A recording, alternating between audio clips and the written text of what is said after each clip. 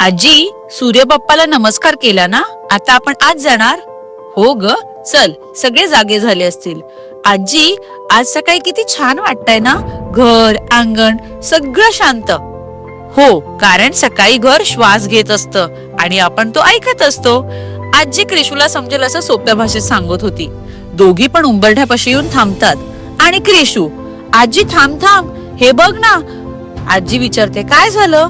क्रिशू म्हणते, आजी सांग ना, हे काय आहे पिवळं? पेंट लावलाय का? आणि फुलं का ठेवली आहेत? ही तर मगाशीच फुलं आहेत ना मामीला दिलेली. आणि ही वर पानं का बांधली आहेत? आजी हसत असते. आजी हलक्या आवाजात म्हणते, पेंट नाही ग क्रिशू, ही आहे हळद. मामीने हळदीचं लेपन केले. क्रिशू विचारते, हळदीचं लेपन आणि दाराला? आजी पुढे सांगते, हो, कारण उंबरठा म्हणजे घराचं पहिलं पाऊल आणि हळद घराला वाईट गोष्टींपासून वाचवते आणि घरात चांगुलपणाला बोलवते. क्रिशू आश्चर्याने आजीकडे बघत असते. थंड आहे आणि वासही छान येतोय.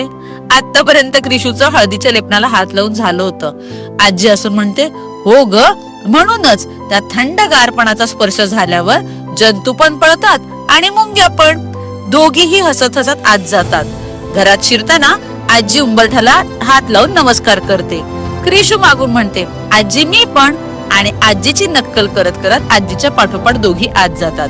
आजी, वर जी पानं आहेत ना, ती पण सांग ना, ती का लावली आहेत? आमच्याकडे असं नाहीये तोरण. आजी म्हणते, हो, ते तोरणच आहे, पण हे खरं तोरण. ही पानं घराला सांगतात इथे प्रेम आहे, स्वच्छता आहे आणि आनंद आहे. आंब्याची पानं घरात वाढवावी म्हणून, कडुनिंबाची पानं आजार दूर राहावेत म्हणून, आणि झेंडूची फुलं ही नेहमी आपलं घर हसत ठेवतात, ताजी तमानी ठेवतात, त्यांच्यात सारखी. क्रिशू हसून म्हणते, म्हणजे तोरण म्हणजे घराचं स्माईल. आणि दोघेही हसतात. आजी म्हणते, अगदी बरोबर. आता क्रिशू थोडी खोडकर झालीये. मग आजी, हे सगळं रोज करायचं का? आजी म्हणते, हो, हे तर रोज करायलाच हवं, पण त्याचे सुद्धा कधी कधी दिवस असतात. ते मी उद्या सांगेन. आता तुला भूक लागली असेल ना? हो. मित्रांनो, कशी वाटली आजची रील? तुम्हाला आवडली असेल तर लाईक, शेअर आणि सेव्ह करा.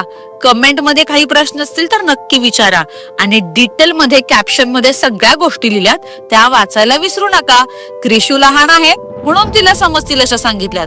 तुम्हाला जाणून घेण्यासाठी कॅप्शन लिहिलंय, ते नक्की पूर्ण वाचा. आणि उद्याचा एपिसोड कशासाठी असणार आहे हे पण सांगा.